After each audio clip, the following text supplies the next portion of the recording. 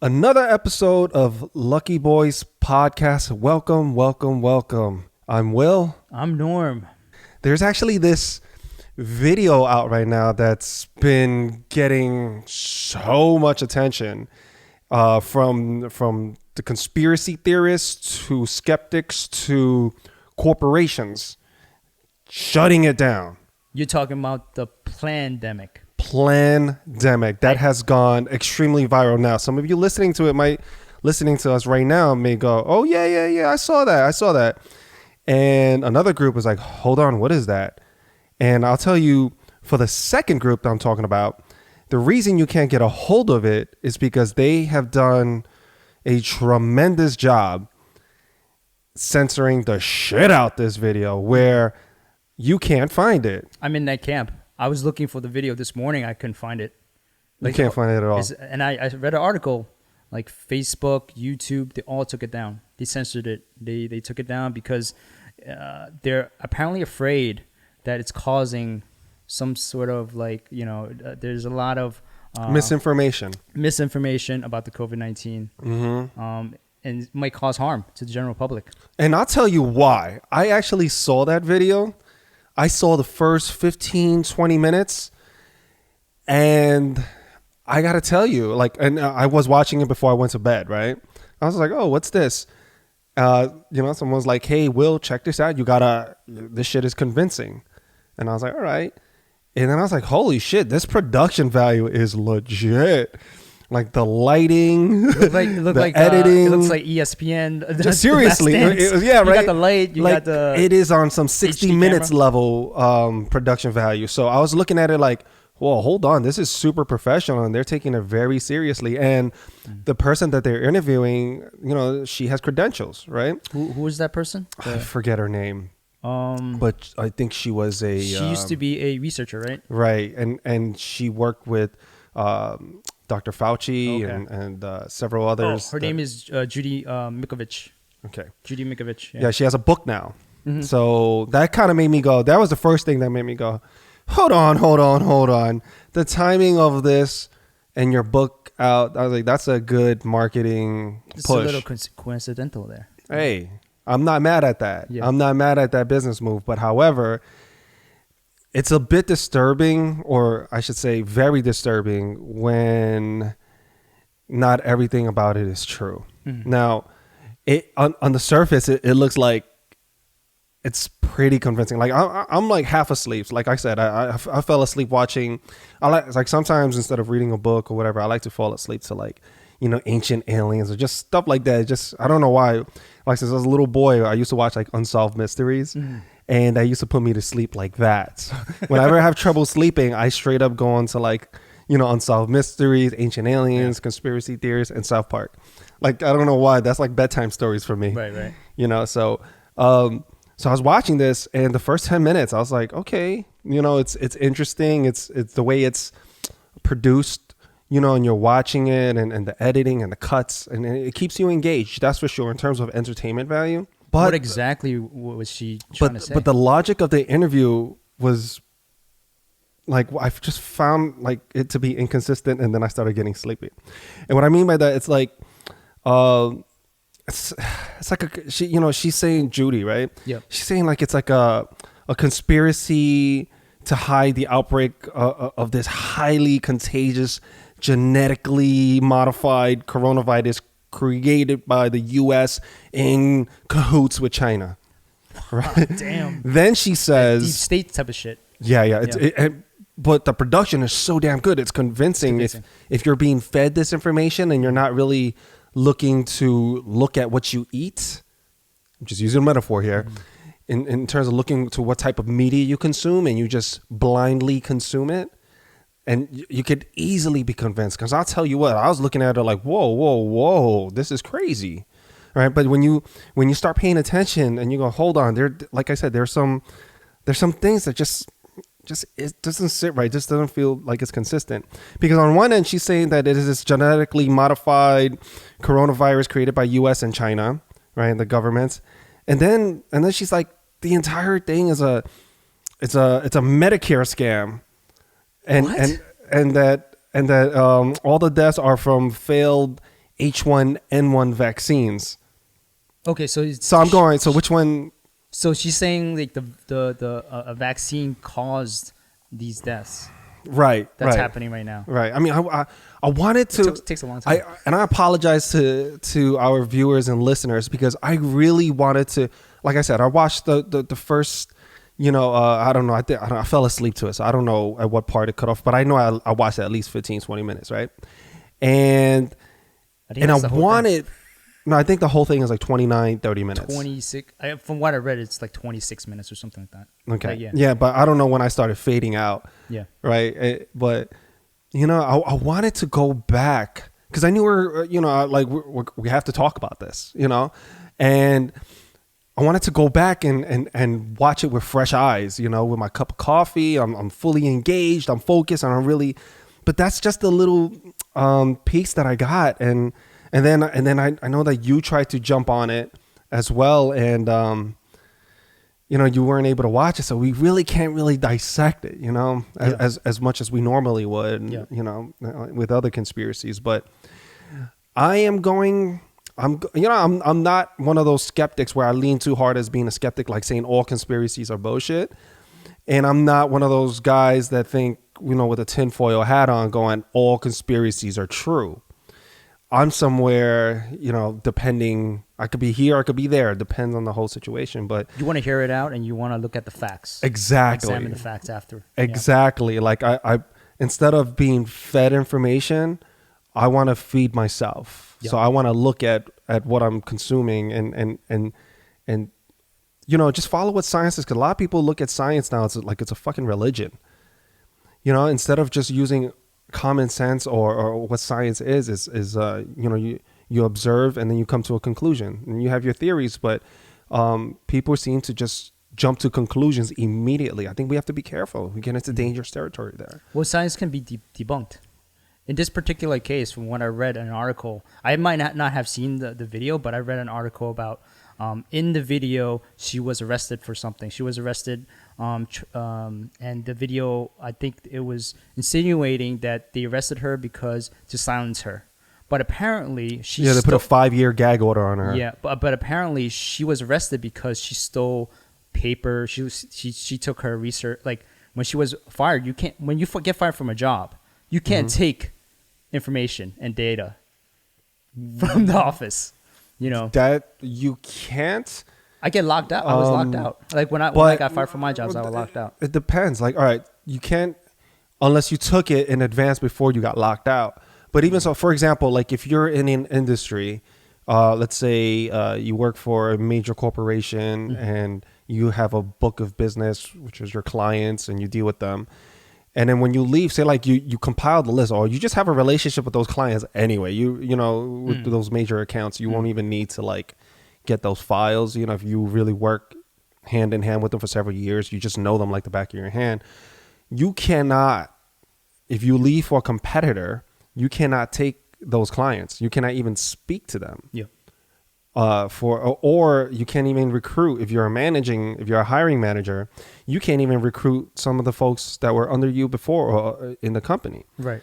Like you're poaching them. Right. From the company. Right. Otherwise, you'll forfeit whatever severance that they'll give you due to that fact.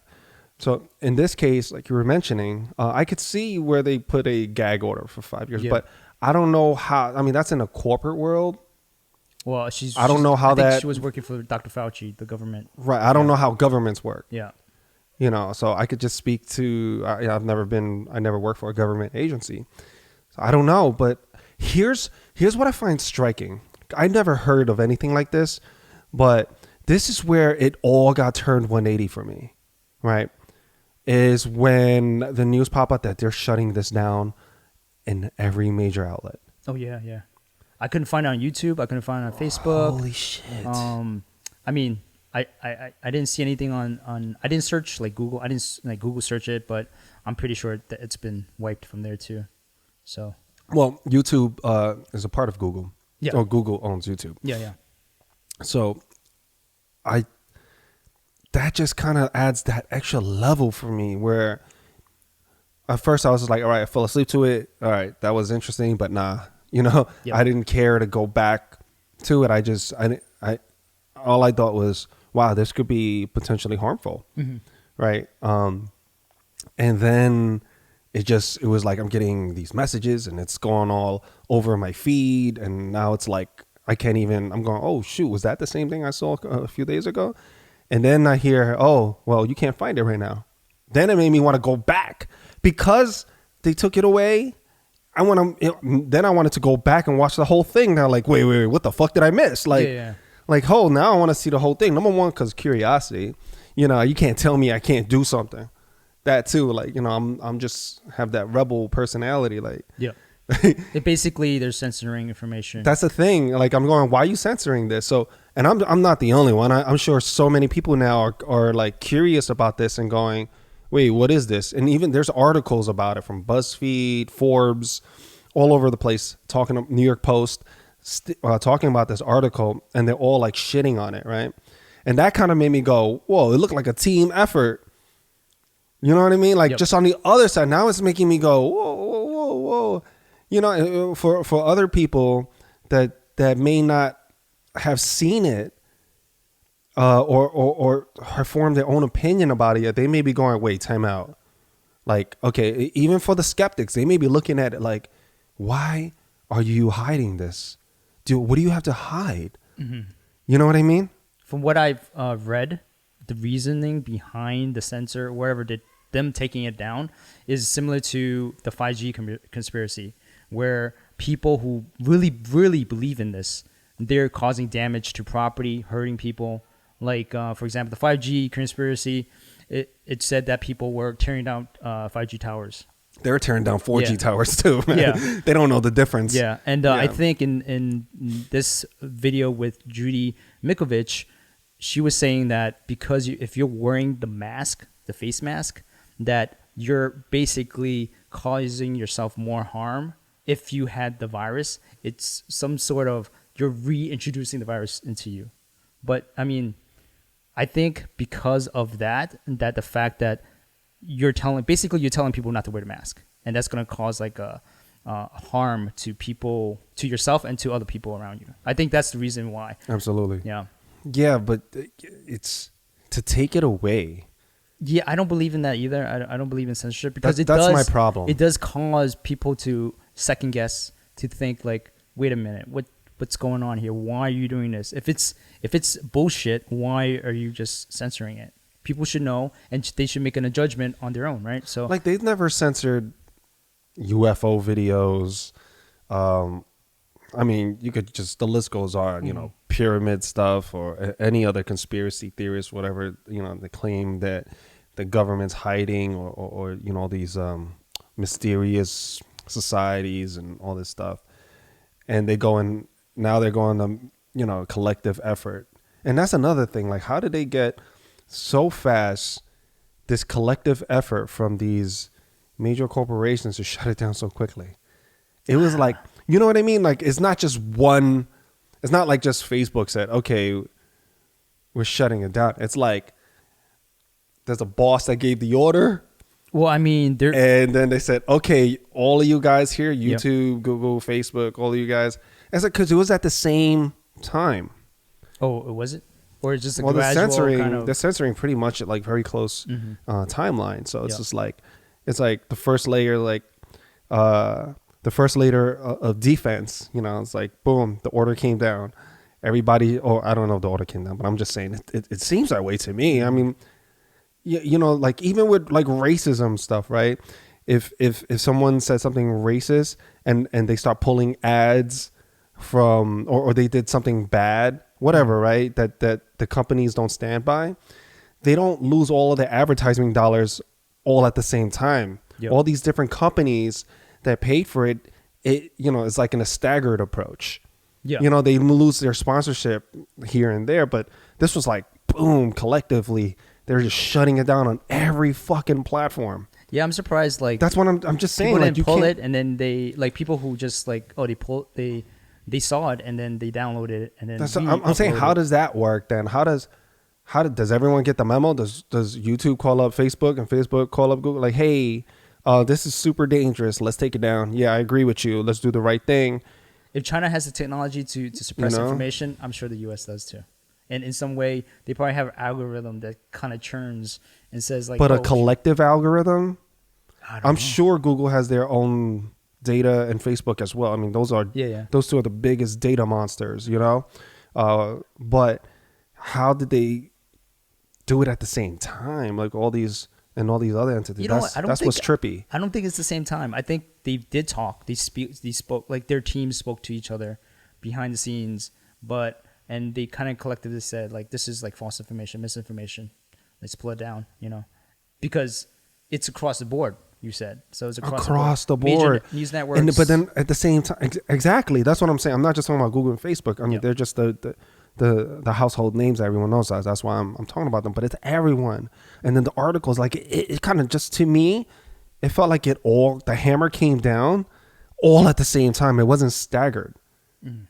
That's what's made me go, whoa, hold on. Like it not to go, yo, the pandemic is real. I definitely don't agree with what was in that documentary, whatever it was. But it just made me go, hold on, is there like a higher power just telling people, hey, like phase 1, all you top media outlets, hell nah, shut it down. I don't want anybody else watching this.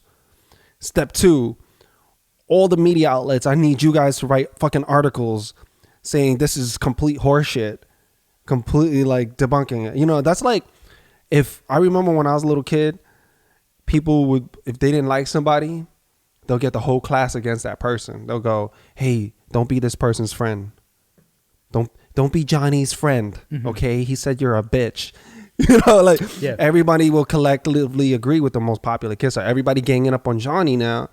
And then now they're talking shit. First they isolate and then they start taking away your credibility. Right. Are you saying like it's one entity and kind of like I don't know what it is. I'm just saying that's what it seems like. If I was to like really dumb it down, that's what it seems like. It's like I'm at the schoolyard and like the popular kid in the class, you know, the prom king or prom queen, everyone's going, hey, don't play with Johnny or Becky. You know, leave them alone in the corner. Johnny likes to pick his nose and eat it. Mm-hmm. You know what I mean? And everyone's like, ew. So everyone's kind of stays away. So put this in an adult form. You know, we're going to, first off, we're going to, say, hey, nobody can watch this because it's not good for you. You know, they pick their boogers. And then we're going to write articles about it, shaming it, you know, for whatever reason. And you know, it totally legit. Like if it's, I get it. I get the part where you go, this is not good for you. This could potentially harm us. And we're going to have to deal with this other shit when we're trying to fight the real enemy. And now this other person's trying to sell a book. Yeah. I get that. Mm-hmm. I get that. I really do.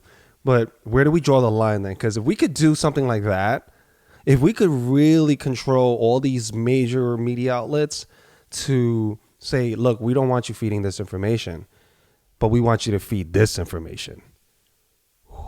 That's been happening since the beginning of, media. Fox News pushes a certain agenda. Other news outlets push a certain agenda.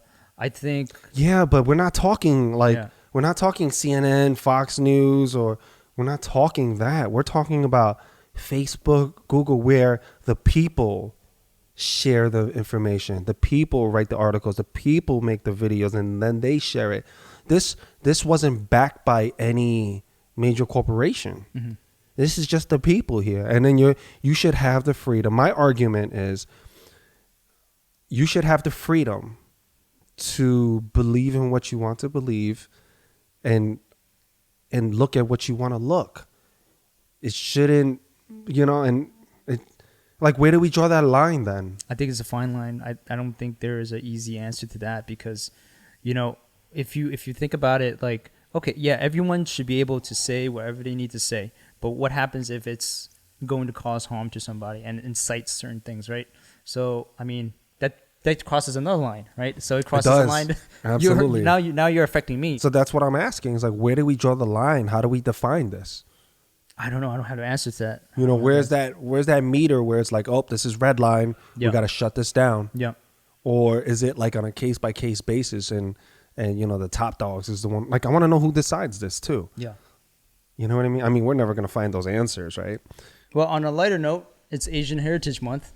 Okay. It's amazing to celebrate, the achievements of Asian Americans in a time like this. I think we need some kind of uplifting stories to hear. One that I could think of in recent times that really stands out within my lifetime would have to be Jeremy Lin, because growing up, I was always told that there will never be an Asian American starting for the NBA, especially for the New York Knicks. Mm-hmm. In that market, It's a huge. It's the limelight. It's a huge market. oh my gosh, that during Linsanity, it was, everyone was like they couldn't believe it. It was just like, it was a tough pill for them to swallow, but he was doing his thing, man. It was number one, being a Knicks fan and finally getting some W's and having that excitement in the Garden.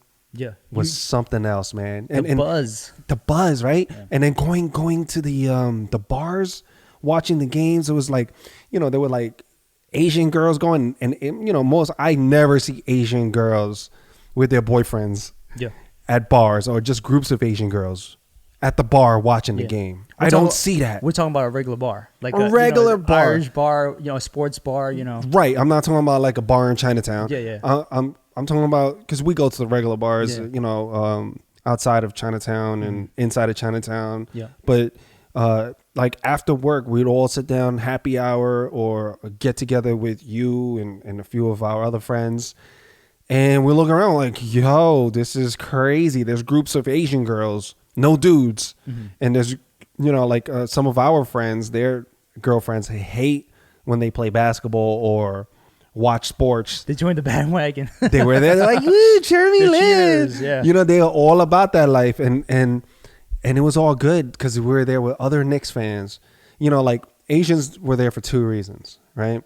In the New York market is either they were major Knicks fans right here, and it was like, oh shit, there's an Asian dude repping for us, and he's doing it so beautifully. Yeah. He was doing it so beautifully. Like, it was just that Cinderella story, and the way he was carrying himself in the media, and he had that innocence about him as well. But he was carrying himself with so much class and maturity. Yeah. And you just found it so admirable. It was just such an exciting time. And he wasn't putting on meager points. He's doing averaging 20 plus. We were at a losing streak. We were at a place where, damn, like it was hopeless. And Mike D'Antoni, the coach for the New York Knicks at that time, was due to injuries and his job security probably on the line, said, you know what, fuck it, and let me just give this shit a try. Yeah. Right? And he reached to the end of the bench. Lo and behold, Jeremy Lin, starting point guard, killed it. When was the?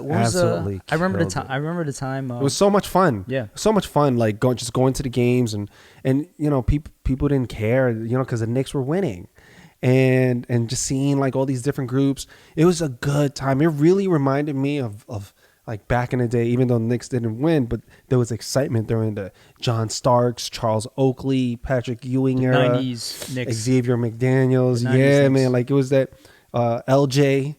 Larry Johnson, Grandmama, shout out Anthony Mason.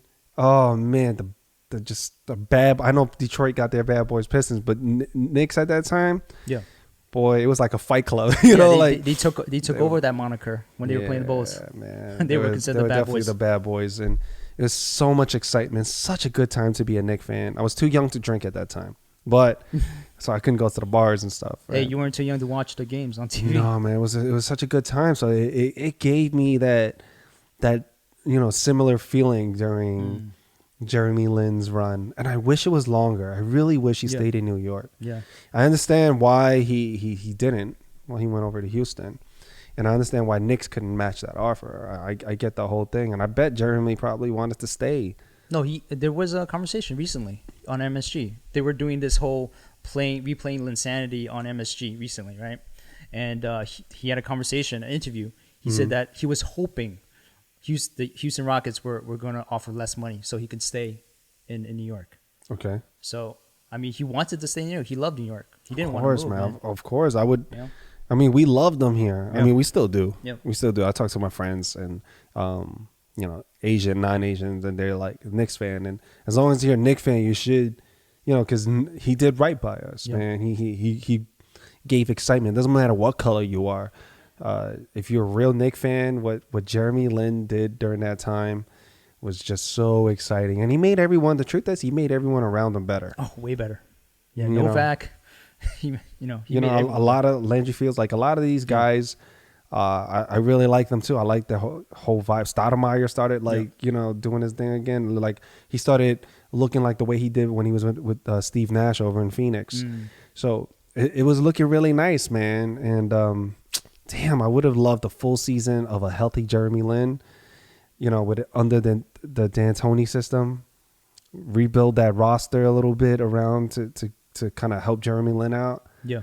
And I'm not saying building around Jeremy Lin. I'm not saying that, but just put the right pieces around that will give the team chemistry, where they could really move the ball, because that was a big complaint at that time was that, they didn't really have much ball movement. There's a lot of ISO ball. Right. And that's fine and all, but when it's not translating to wins or playoffs, I mean, it's a problem. The fans they're gonna get upset in the New York market. So I remember that energy, man. I remember we were actually what a time. We were in Canada. We were actually going on a snowboarding trip, and we were coming back. We were on a drive, and you were getting messages. He's like, you guys heard of Jeremy Lin? And I'm like, no, who's this guy? He's like, this kid is like blowing up right now. I said that to you? Yeah. We were driving back to New York. Oh, from our snowboarding trip. Yeah. To Mont Little road trip. Mont Blanc. Yeah. Shout out. Yeah, Mont Blanc. If you love Blanc, snowboarding, check it out. Beautiful mountain, beautiful city, Montreal. And when we got back, the energy, the excitement, the buzz, like it just changed. Everyone knew who Jeremy Lin was. Yeah. And it was sort of like we were in a time capsule. We didn't really know until we got back to New York to feel that, energy. And I remember when we were at the bar, we all caught a game with our friends. The game was... That was against the Lakers, right? Against Kobe. Oh. Lakers. Oh, my God. The Lakers were stacked at that time. Right. And they... keep in mind, before the game, one of the interviewers went up to Kobe, like, who Jeremy Lin is? Asked the question, and Kobe was like, "Who? Yeah, I remember that. A lot of people try to pin it on Kobe being racist. I was like, nah, man, he's not gonna. He's about to play the dude, man. Yeah. He's not gonna say, oh yeah, I really like him. Like, this is a new guy. Kobe's like, yo, you have to earn your stripes. I get it. That's like any baller. Like, I don't think it was a race thing. I highly, highly doubt that. It was more, I think it was a competitive thing. Yeah. Because if someone's coming up to me, like if I'm playing ball, like, and he's like a young kid that's from the bottom of the bench, and I'm motherfucking Kobe Bean Bryant, and he's never played. I'm the Black Mamba, right? And someone's gonna ask me about this dude that's coming up. I'm gonna say who? Yeah, I'm. I don't know if I'm gonna go who. I'm not gonna get all owl on him, but I'm gonna go. I'm not gonna give him like love, like. Yeah, I really respect this game. You never played him. How would you respect him? Exactly. Yeah. You have to play somebody in order to respect their game first. The excitement, the energy during when we were at the bar, it was crazy because oh man, it was nuts. The game was electrifying, nuts. Man. It was nuts because he scored 38 points. Jeremy Lin scored 38 points on the Lakers. That's insane to me. Yeah, that spin move he did against Derek Fisher. Yeah, man, and he finished, and I think he got an and one on that. Ooh. That was sweet. Yeah, man. I also wish that, the time Jeremy was on the Knicks, that it was a lot longer than it was. I think all New York Knicks fan wish that, especially in retrospect, because after that, it was just boring again.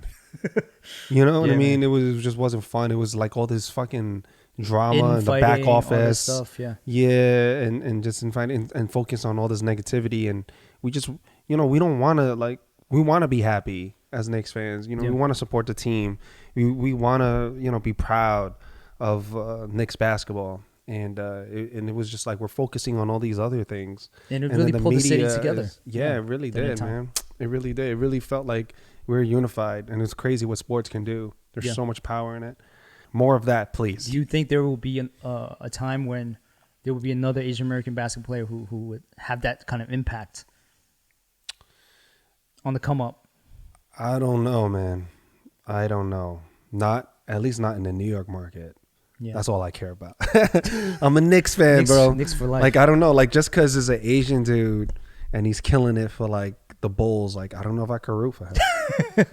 I don't know. I'm such a Knicks fan through thick and thin. And if there's like this killer ass Asian, like he's nice, and he's playing against the Knicks, I can't root for him, man. Yeah. I gotta root for him to get like. You got to root for him to get transferred to, Because like I New don't. York. When I look at sports, I don't look at like I don't root for race, right? I root for the sport first. Now, if you happen to be anything else, is a bonus. Like I'm like, yo, dope. I'll root for you. But then if you're playing my team, I gotta root for my team. Yeah. I gotta ride with my team, man. Yeah. So, I feel it, man. It's cool. It's all in good fun, man. Like Michael Jordan's a perfect example, right? I mean, with this documentary out, The Last Dance, Yeah. right? The Have you docuseries. seen it yet? I saw the first few episodes. The first episode, actually, I'm sorry. And I've been meaning to watch the rest, but there's just so many other things that that I'm into. And also is because I like to binge watch. Mm-hmm. And they're staggering out the series. So if they leave it on a cliffhanger, I'm not going to be able to take that. So I'm going to wait till everything comes out. Because after I saw the first one, I'm like, ooh, shit, this is good. Yeah. And being a basketball fan, like you're like, it's good. But I'll tell you what. So here's the thing about Michael Jordan. Like we know he's a fucking beast. We know he is an absolute, like just incredible, phenomenal competitor, athlete, the GOATs, right? Everyone says he is. I've watched him torture the Knicks. It was just brutal watching that Chicago Bulls team. They were just so fucking. I never rooted so hard against another team in my life. I absolutely hated the Bulls. That was a crazy run for the Knicks during the 90s. But the Bulls. And it's not like I hated Michael Jordan. I just hated playing. I hated when he played us because he would murder us, respect the shit out of his game and everything else, and now after the fact, I really get to enjoy looking at his game. When I was a kid, I hated everything about that team because they would just torture us. They would come to the Garden and just, like, damn, why he went, like he just put on another level that you didn't think he had. He had like another gear. He waited.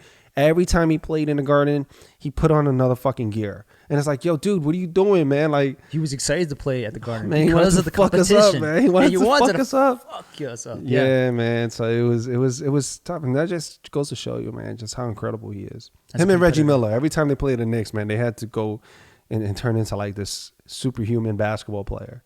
There's something to prove, Yeah. Because they were so rough on them, like physically. Yeah. The Knicks. And that just speaks to his greatness because there's no other basketball player that I've watched that made me go, oh, shit, we're playing them. And I'm just a fan. Imagine what the players are feeling when they're looking across the court. And it wasn't like these, like this day and age where people are dapping each other before the game. Mm-hmm. Hey, good game, buddy. Yeah. Hey, After the game or before the game? Before the game. Before the game. Right? They're not like friendly. They're like really aggressive. They want to let you know, I'm here to steal your heart. I'm here to take souls. There's a big, I remember playing, like versus like if I play basketball now, it's a lot friendlier. I'll tell you what, when I go play street ball, it's a lot friendlier. Well, the street ball, I mean, it's not a tournament. It's not competitive, right? No, just anywhere, just generally speaking. But back in the day when I used to play, there was a fight all the time. I would get into fights like all the time. Street ball, yeah. All the time. Yeah. All the time. And then it it's like an Asian person playing basketball, lighting other people up. They're not going to be able to, for some reason, it really fucks their ego up. Like I cross a dude over, hit a jump on him, then that turns into a fight. I go in, if I dunk it or I clap, whatever, that'll turn into a fight. It was just crazy. They couldn't take it. If I steal it cleanly, block it cleanly, foul. I got into so many fights. Yep. So many fights. But now it's not like that no more. You know, I block someone, steal it. You know, it's not like yo, what the fuck, and you know, right away turns into a fight. Or if I cross someone over, Yeah. they're just like, yo, switch. Yeah. Like they don't want to guard me no more. It'll be someone else. Yeah.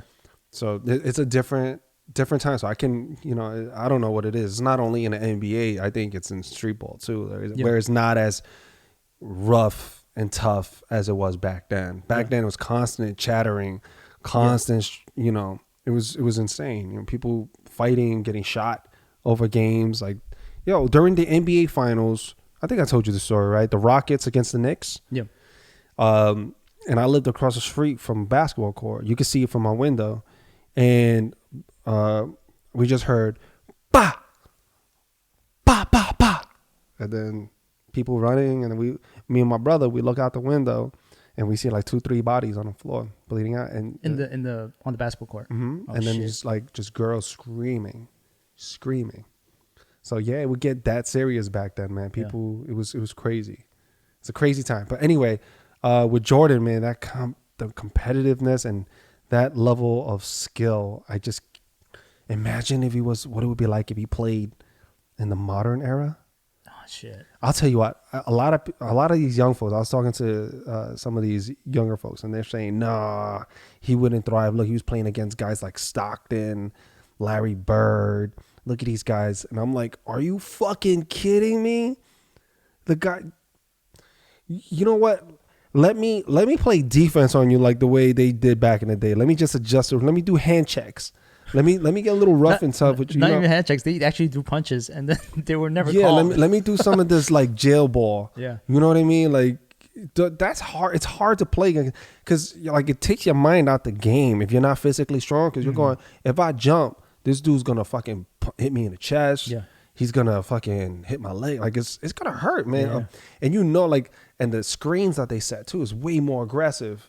You know, it's not like they're letting you know, like, hey, you know, what's up, man? Like, we could fight any given moment. We're playing basketball, but if you wanna start fighting, it's all good. Yeah. You know, and having that energy while you're playing basketball is really disruptive to your game. It's hard for you to concentrate because it takes you out the flow, right? you out the flow because a lot of people don't want to fight. Yeah. Most people don't want to fight. Mm-hmm. But back in the day, it was like you have to. Like it's like if you're going towards the basket, you want to score on me. You have to make it count. Like that's pretty much. Yeah. Pretty much nothing soft. You're gonna have to earn everything. Yeah. You know. I heard that Jordan, he definitely had to change his body and work out twice as hard to get that mass to be able to take the hits. You know, that was his type of thinking. To be able to kind of like, you know what, I'm gonna get hit, but I'm gonna make it, you know, worthwhile for you. I would love to see a modern day Jordan in this NBA. I want to see what that looks like. Kobe was close. Oh yeah, he was the closest thing we had, but I want like actual Michael Jordan just in this modern day, just to see what it's like. Yeah, I want to see what it's like, man, because LeBron is an absolute beast, you know, in his prime too. So I would love to see like something like that, like a LeBron type player in the future versus a MJ type player, both in their primes. That would be, just imagine that type of basketball. The Jordan era was special, man. I don't think we're gonna ever have Jordan, like a Jordan type player again. I don't know. You know what? I actually think the documentary will breed new inspiration.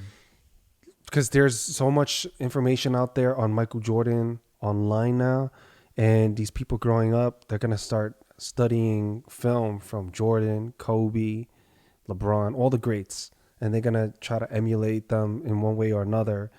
And one of them's gonna be able to have the right formula, the right body, the right mental game, the right discipline, the right killer instinct, the right parents, environment to grow up in a system where they'll be able to kind of have the power of all of these greats within them, and they're going to evolve the game. That's definitely going to happen. Like, I am absolutely sure that will happen, and I can't wait to see that player come to life. It's going to be crazy. He's going to make 2 points cool again. You know, everybody's shooting threes now. But I'm telling you, he's gonna make the mid-range game real cool again, and he's gonna have a 3-point arsenal, and he's gonna have crazy bounce. You know, so it's a good time. And that killer instinct will be very interesting to see in this modern era. Speaking of killers, killers. Asian Hornet. Oh, yeah. Invading America. That's been everywhere. That's been everywhere. It's been on the news. It's sort of like another pandemic. They're gonna stop it before it spreads. That's how. First of all, these murderous Hornets, right? They call them the murder Hornets. Yeah. Asian Hornets. They look scary as fuck. Like they're 2 inches long, bro. They look the size of your pinky. They look scary as fuck. Yeah. Like when you look at them, like the way Mother Nature has evolved them, it's like, yo, these are killer machines, man. Like the way they're shaped, and they could sting you multiple times. You know, whereas bees, they sting you once and die. It's a wrap. Yeah. But these guys can sting you and keep stinging you, right? And the way they are built, they're huge. When they fly, they make sounds like they're not quiet. Like you can hear them coming towards you. Yeah. That's how crazy it is, right? But here's the thing. Here's where the whole sensationalism, clickbait stuff comes in. Like, they're not trying to kill people. They don't see people and go, I'm going to get you. Like, they're not like stupid aggressive. They're aggressive, but they're not just going to kill for the sake of it. Yeah. Like, look, they're going to their whole, I guess, programming is to go after bees, specifically the honeybees, right? Yeah. Do you think that humans are actually trafficking, like exotic animals, pets, stuff like that? Nah, man, you're gonna traffic fucking killer hornets like that. Traffic tigers, you traffic like a bunch of exotic animals. It's possible. I think it's possible. I don't think they're gonna. Nah, who's gonna want that? Like I don't know. That's a whole nother realm. Nah. It's out there. It's out there, but I think. Well, what's out there? There's a conspiracy around this too? No, not conspiracy. I'm just saying that suggestion. Are you putting it out there? Guys. Are you being suggestive? I am the most anti. Bullshit! You just try to suggest something. I'm just thinking, you're being suggestive. Wait, so what's out there? I'm just thinking it might happen. You said it's out there. Well, I'm thinking like there's exotic animal traders right out there. So would it be possible that these traders are trafficking? I mean, they traffic honeybees and stuff like that across countries, I think. Because you could monetize that. Mm-hmm, yeah. You can make money. You're building beehives, and there's people that would buy that. Why would people? These motherfuckers do not make honey. Like, what is the point of bringing a murder hornet here? Maybe murder bees. That's the agenda. Looking at this, they're like using them as assassins. Man, I think anyway. Now, this is the scary part. If it actually happened where these murder hornets are able to thrive in America, we would be fucked. Like, our bee population would be completely destroyed. And the reason for that is because the European honeybees, which are here, haven't evolved a defense mechanism. So what happens is with these murder hornets, the scouts find them. It's not like everybody goes and the scout finds the nest or the hive, the beehive. Mm-hmm. And then they go in there, they do their research, and then they go back, they tell their team, and then the whole crew comes by, completely annihilates everyone, steals the honeybee's larva, rolls it up into like these, rolls them into like meatballs, and everyone eats it, brings it back to feed their hive. And that's what happens. And they completely destroy the shit out of them. There are some bees that when a scout, like a hornet comes and scouts a hive, they swarm all over the body of the hornet and starts wiggling around, increasing the temperature. They all send signals to each other. So what happens is when the scout enters these bees, and just the European, I don't know what type of bee so the European, I think that's Japanese, or the Asian bees. Okay. Honeybees. So they developed a natural They mechanism. evolved a defense mechanism because they know that they can withstand a certain temperature, 1 degree higher than what the I think it was 2 degrees murder higher. hornet, 1 or 2 degrees higher than the murder hornet can actually take. So what they do is, as soon as a scout comes in, they'll be like, oh, look at this motherfucker right here. You think he's slick? Well, we can't let the scout go. We can't let this motherfucker go. So they all start talking to each other. Yep. right? In the way they communicate, and I think it's the way they move, and then they start flapping their wings, and then they all of a sudden like they just jump them, like, and they all know like now, Yeah, and they all jump in unison. They swarm over him. Yup, and then they start flapping their wings, and like you said, they're vibrating or shaking, right? And in this big cluster, and they're just raising the temperature, and because of that, that's how they kill this scout. I mean, some of them are gonna go down, Yeah, but that one scout cannot kill all of them, Yeah. so they just heat that motherfucker up, cook them alive, and they just leave that body Yeah. on a side. Yeah, And that's how. But the European honeybees, they don't have to deal with that predator, so they never evolved a defense mechanism for them. So they come here, and this is why it'll completely destroy them. yeah, that's scary, man. It's really scary. And we need bees in society to help Pollinate. When I see it on TV or YouTube, I'm just like, holy shit, Yeah. man. Holy shit. Like, first of all, it's like, how the fuck did you get inside there? Like, with the cameras and everything, and Yeah. take that footage, like that tripped me out, man. Like, how the fuck did they do that? They have to have those like little wires, like those wire Yeah, cameras. but what I'm saying is, like, someone has to like go there Yeah. and actually do it. And you know, the murder hornets, their stinger penetrates the fucking beekeeper The suit. suit, yeah. So unless these motherfuckers wearing like aluminum or fucking Iron Man type suit, like, how the fuck do they? I don't want to. This, like, can you imagine how bad it hurts to be stung by a murder hornet? Didn't someone do an experiment like that where Yes. they stung themselves? So this With guy a on hornet. YouTube, what's his name? I think his YouTube channel is called Brave the Wild or something. Braverness. I don't know, man. This guy is super like popular on YouTube, and he has great videos out. Just like, it's entertaining because, number one, he checks all the boxes. He's entertaining because he's showing you shit like that you would not do, but you would be curious about. Where, like, what it feels like to get stung, and he gets stung. His name is something Wiley Coyote Peterson.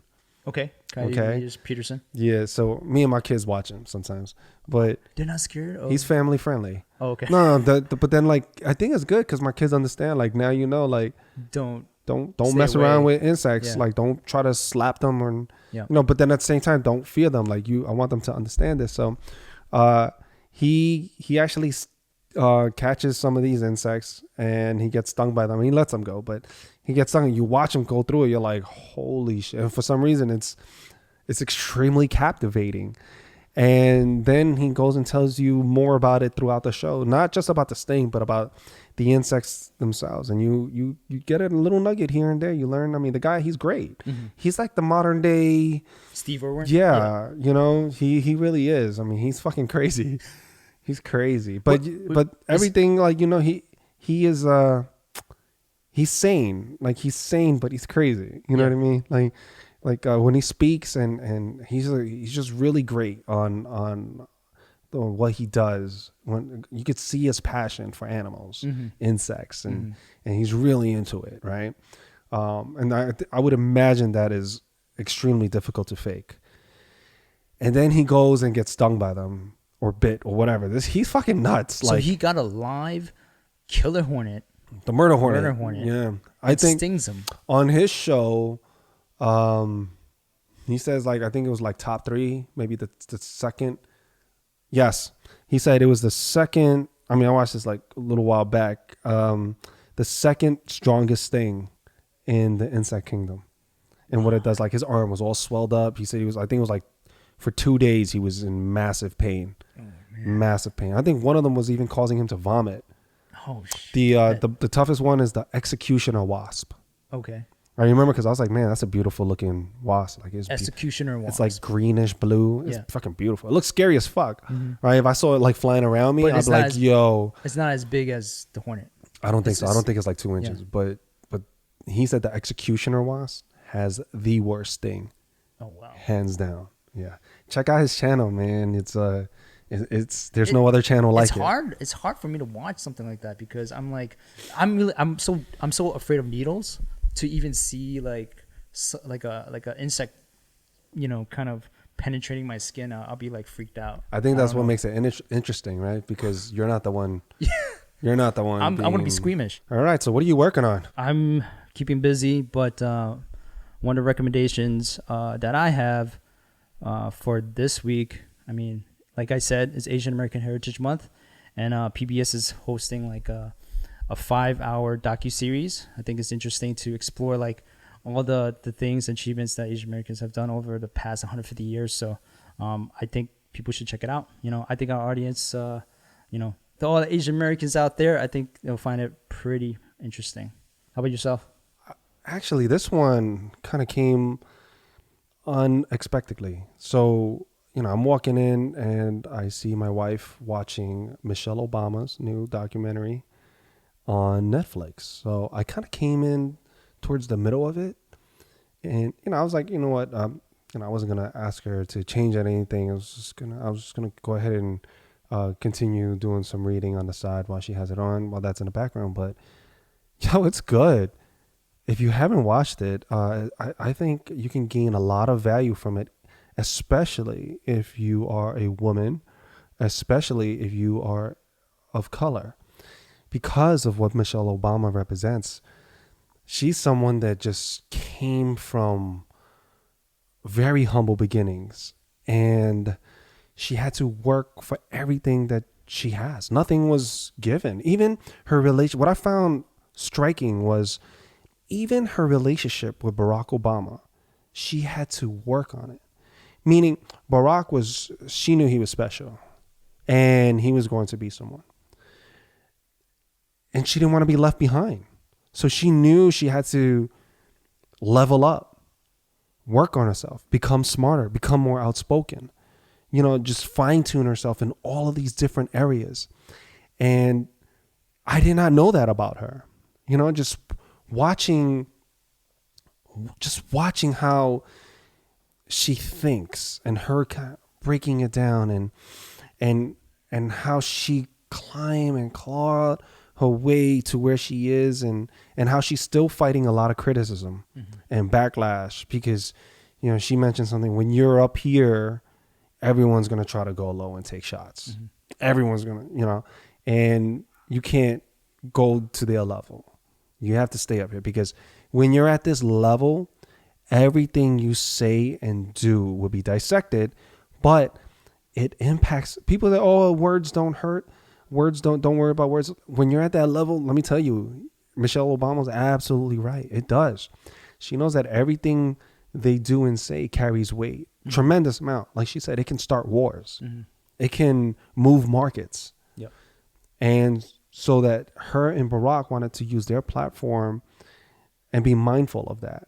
And one thing that I did catch while watching it is that, you know, and it wasn't so in your face, but I did notice how polite Barack and Michelle are.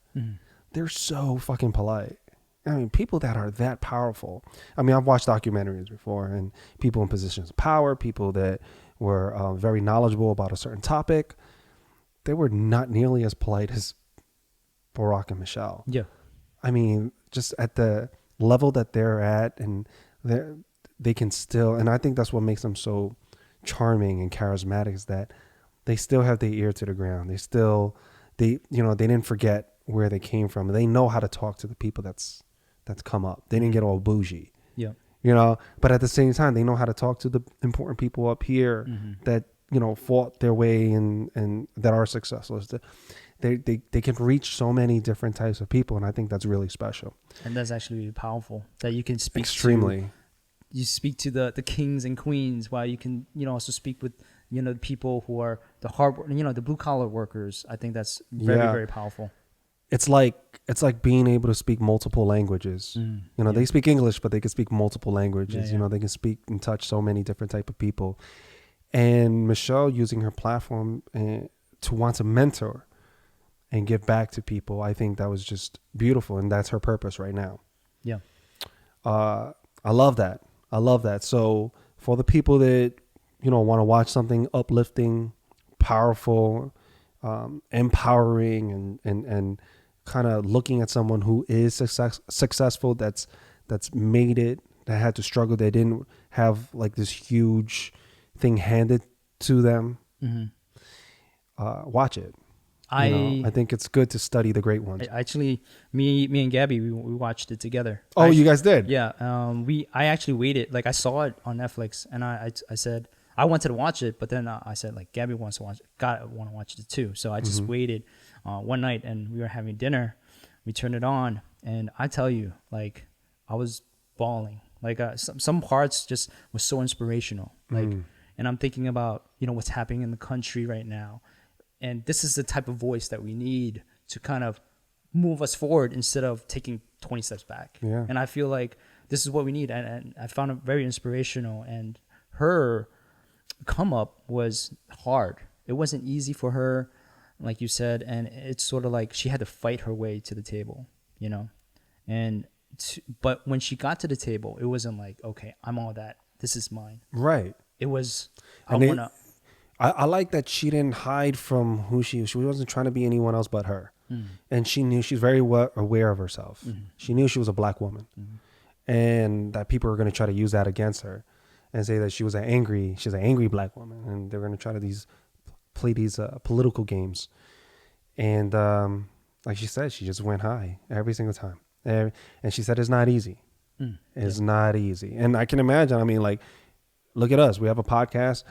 Sometimes, people talk shit, but of course it's much easier when we're at this level of speaking versus when all of America's looking at you. Exactly. Yeah. It's a big difference. So I can't even imagine. Everyone has that opinion. Everyone, man. And you have groups dedicated to hating you, so I can't even imagine, the strength that it takes and the intelligence, the emotional intelligence. Forget about the IQ that she has. I mean, Harvard, Ivy League, but just the emotional intelligence is very high. It's very high. And just watch it. There's so many nuggets to take away from it. There's so much value in that documentary. So if I was to recommend anything, it'd certainly be that. Yeah, it's a great recommendation. I second that recommendation. Yeah. That's it. I guess that's it for this episode, and we'll catch you guys next week. Till then, thank you for listening, and lucky boys Out. Check you later.